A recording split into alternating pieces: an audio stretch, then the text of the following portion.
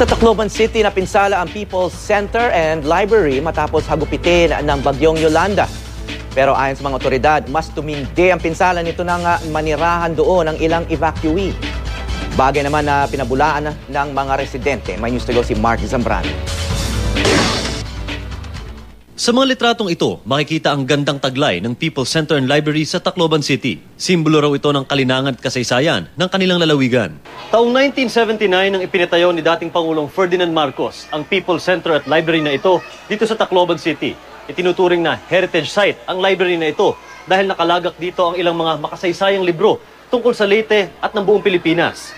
Sa kasamaang palad, karamihan sa mga librong katulad nito ay hindi nakaligtas sa gupit ng bagyong Yolanda. Inaamag at dikit-dikit ang mga pahina ng mga librong inabot ng tubig, maalikabok at balot ng agiw ang mga bookshelf. Ang mga pader, bubong at mga bintana nagkabasag-basag. Hanggang ngayon, dito pa rin sa People's Center naninirahan ang mahigit 100 pamilyang sapilitan daw pumasok nung kasagsagan ng bagyo. Nagsulputan pati mga tindahan at tutuan.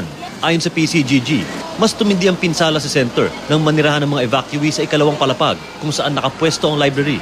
Yun ang nakarating na information sa amin, sa mga taga-PCGG na yung mga pages ng mga libro may ginagamit na panggatong, ginagamit na pantrapo. Sa ilang silid, may naiwan pang kalat at basura. Ang mga antigong mesa at upuan na pinsala rin. Abot-abot din ang hirap sa paglilinis ng library. May mga ihi na nakalagay sa botelya, sa batol ng mga soft drink. Yung mga ano lang, garbage, nandyan lang. Pinabulaan na naman ng mga residente ang paninira sa mga libro. Hindi po yun katotohanan. Kasi po, hindi naman siguro lahat ng libro na pinanggatong nila.